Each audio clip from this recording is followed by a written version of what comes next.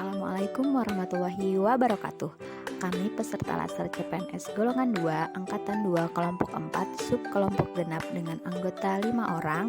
Yang pertama NDH 32 Siti Zulaiha AMD Farm, yang kedua NDH 34 Dwi Rahmawati AMD Cup, yang ketiga NDH 36 Norliani AMD Cup, yang keempat NDH 38 Novia Anggraini AMD Farm, yang kelima NDH 40 Eka Fahrun Novianti AMD Cup akan memaparkan materi tentang implementasi WOG di era transformasi digital sesuai dengan potensi lokal.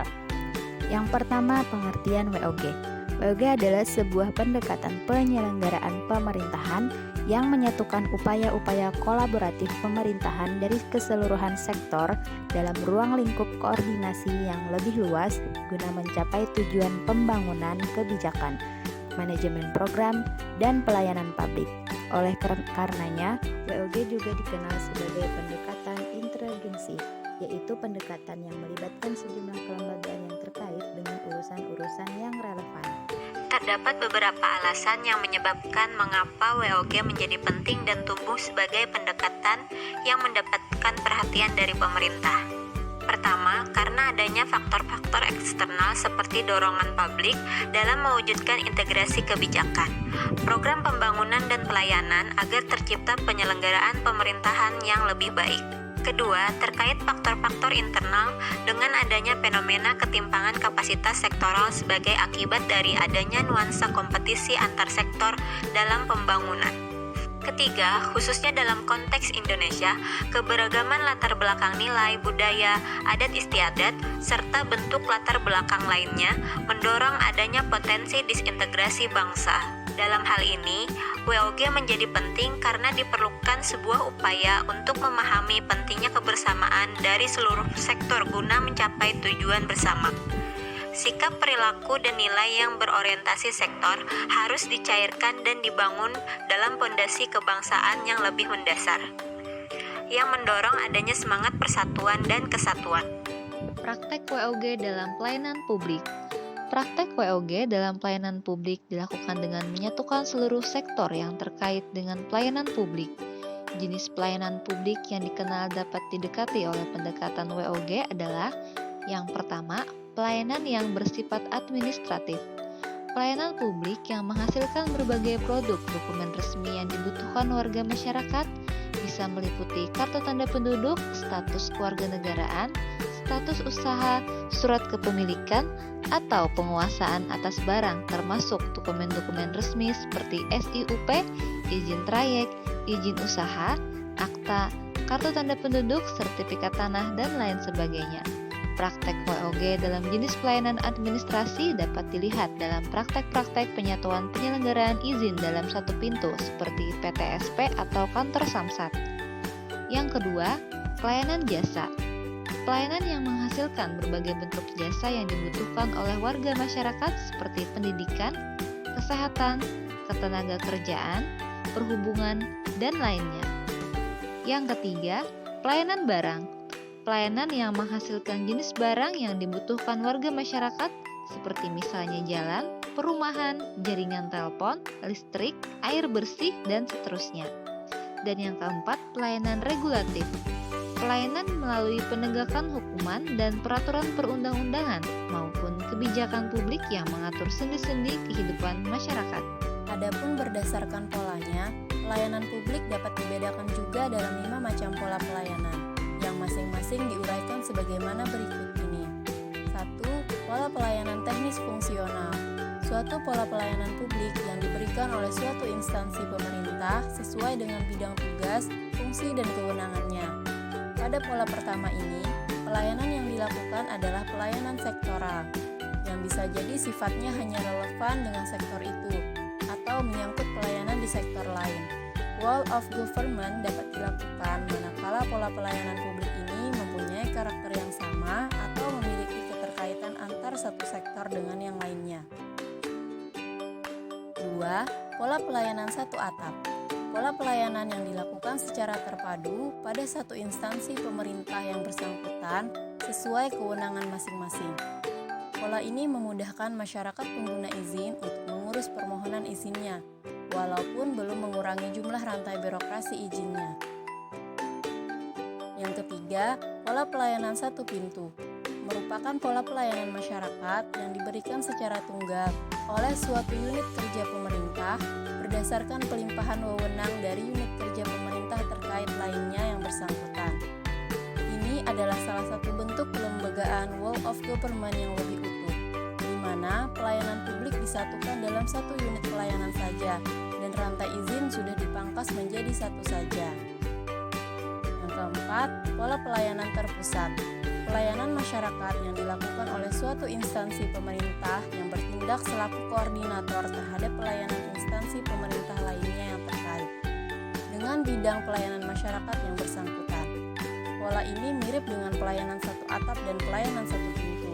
Perbedaannya tergantung pada sejauh mana kewenangan koordinasi yang diberikan kepada koordinator. Dan yang kelima, pola pelayanan elektronik. Pola pelayanan yang paling maju dengan menggunakan teknologi informasi dan komunikasi yang merupakan otomasi dan otomatisasi pemberi layanan yang bersifat elektronik atau online, sehingga dapat menyesuaikan diri dengan keinginan dan kapasitas masyarakat pengguna. Implementasi sistem WOG di ruang lingkup pemerintahan Kalimantan Selatan. Yang pertama ada Roket RSUD Brigjen Haji Hasan Basri Kandangan, yaitu merupakan sebuah aplikasi atau sistem yang bertujuan untuk memudahkan pasien untuk mendaftar dari rumah. Yang kedua, ada Sasirangan Polda Kalsel. Sasirangan kepanjangan dari selalu aktif dan siaga, rakyat senang dan nyaman, merupakan aplikasi berbasis web dan Android dari Kepolisian Polda Kalimantan Selatan yang memiliki fitur-fitur diantaranya. Yang pertama, pengaduan online, SKCK online, SP2HP online, perizinan, pengawalan, sistem informasi dan layanan kepolisian, peta kantor polisi, dan tombol darurat. Keunggulan Sasirangan dibandingkan aplikasi lainnya adalah yang pertama, terintegrasi dengan server database anggota Polri SIPP di Mabes Polri. Yang kedua, terintegrasi dengan sistem penyelidikan Bareskrim Polri, terintegrasi dengan server EKTP Dukcapil Kemendagri, memiliki aplikasi Command Center, memiliki dua aplikasi yang saling terintegrasi, yaitu aplikasi untuk masyarakat dan aplikasi untuk petugas kepolisian. Kemudian diletakkan di data center Mabes Polri sehingga keamanan dan integritas data terjamin. Laporan berbasis grafis yang informatif dan akurat, memiliki hak akses berjenjang, digunakan untuk seluruh jajaran Polda meliputi Polda, Polres, dan Polsek. Yang ketiga ada SIMAPAN Perizinan Kalimantan Selatan. Salah satu tugas pokok Dinas Penanaman Modal dan Pelayanan Terpadu Satu Pintu adalah mengkoordinasi pelaksanaan urusan pemerintah dan pelayanan perizinan yang menjadi kewenangan daerah dan tugas pembantuan di bidang penanaman modal dan pelayanan terpadu satu pintu. SIMAPAN adalah sistem informasi dan aplikasi perizinan online untuk publik dan merupakan sistem perizinan online Provinsi Kalsel. Sistem ini memudahkan masyarakat dalam mengajukan permohonan secara izin secara online, mengetahui berbagai informasi mengenai perizinan dan persyaratannya, men-tracking status perizinan, melakukan cetak mandiri dokumen perizinan, dan lain-lain. Berikut fungsi dari SIMAPAN. Yang pertama, mendapatkan informasi seputar perizinan, jenis izin, dan persyaratannya. Yang kedua, melakukan pengaduan secara online. Yang ketiga, pendaftaran secara online. Yang keempat, cek status permohonan izin. Dan yang terakhir, cetak mandiri dokumen perizinan.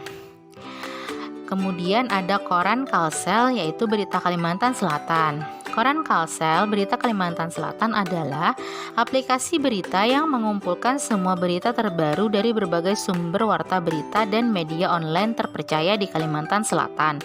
Oleh karena itu, aplikasi ini memudahkan pembaca untuk memperoleh berita dari sumber berita yang ada sesuai dengan kebutuhan.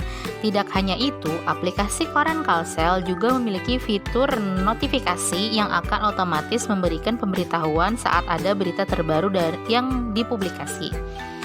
Aplikasi ini juga menampilkan berita berdasarkan kategori berita. Di samping itu, juga memiliki fitur penyimpanan berita favorit untuk pembaca dapat menyimpan berita yang diinginkan atau juga dapat pula membagikan berita yang dibaca kepada orang lain, baik berupa email atau media sosial yang dimiliki. Koran Kalsel juga mensupport widget yang dapat kamu letakkan di home screen layar smartphone. Sekian pemaparan materi dari kelompok kami, semoga bermanfaat.